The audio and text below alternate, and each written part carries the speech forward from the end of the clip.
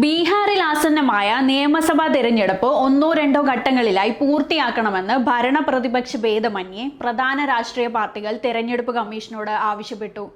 2025 November 22-ന് നിലവിലെ നിയമസഭയുടെ കാലാവധി അവസാനിക്കുന്ന സാഹചര്യത്തിലാണ് തെരഞ്ഞെടുപ്പ് ഒരുക്കങ്ങൾ പുരോഗമിക്കുന്നത്. തെരഞ്ഞെടുപ്പ് ഒരുക്കങ്ങൾ വിലയിരുത്തുന്നതിനായി മുഖ്യ തെരഞ്ഞെടുപ്പ് കമ്മീഷണർ ഗ്യാനേഷ് കുമാറും സംഘവും പട്നയിലുണ്ട്. ഭരണകക്ഷിയായ NDAയിലെ BJP, JDU എന്നിവരും പ്രതിപക്ഷ സഖ്യമായ മഹാഗഠബന്ധനിലെ RJD, കോൺഗ്രസ് തുടങ്ങിയ കക്ഷികളുമാണ് തെരഞ്ഞെടുപ്പ് ഏറ്റവും കുറഞ്ഞ ഘട്ടങ്ങളിലായി നടത്തണമെന്ന് ആവശ്യമുന്നയിച്ചത്. ഘട്ടങ്ങൾ കുറയ്ക്കുന്നത് വോട്ടർമാർക്ക് കൂടുതൽ സൗകര്യപ്രദമാകുമെന്നും ഭരണപരമായ ചെലവുകൾ കുറയ്ക്കുമെന്നും പാർട്ടികൾ ചൂണ്ടിക്കാട്ടുന്നു. 2020-ൽ 5 ഘട്ടങ്ങളിലായാണ് തെരഞ്ഞെടുപ്പ് നടന്നത്. ഇത് പ്രചാരണ പരിപാടികൾ ദീർഘമാവാനും വോട്ടർമാരുടെ താൽപര്യം കുറയാനുമിടയായെന്ന് പാർട്ടികൾ ചൂണ്ടിക്കാട്ടി. വോട്ടർമാരുടെ സൗകര്യമാണ് പ്രധാനമെന്ന് RJD നേതാവും ബീഹാറിലെ പ്രതിപക്ഷ മുന്നണിയുടെ പ്രധാന നേതാവുമായ തേജസ്വി യാദവ് പറഞ്ഞു.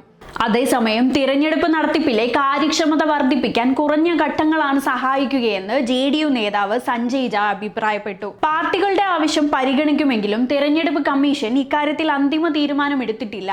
ബീഹാറിലെ മുൻകാല തിരഞ്ഞെടുപ്പുകളിൽ ഉണ്ടായ ആക്രമണങ്ങളുടെ പശ്ചാത്തലത്തിൽ സുരക്ഷാ ക്രമീകരണങ്ങൾക്ക് വലിയ പ്രാധാന്യം നൽകുമെന്നാണ് കമ്മീഷൻ പറയുന്നത്. വോട്ടിംഗ് യന്ത്രങ്ങളുടെ ലഭ്യത, ഗതാഗത സൗകര്യം, സുരക്ഷാ ഉദ്യോഗസ്ഥരുടെ വിന്യാസം, ഗ്രാമീണ മേഖലകളിലെ വോട്ടർമാരുടെ സൗകര്യം എന്നിവയെല്ലാം പരിഗണിച്ച ശേഷമേ ഘട്ടങ്ങളുടെ എണ്ണത്തിൽ അന്തിമ തീരുമാനമുണ്ടാകൂ.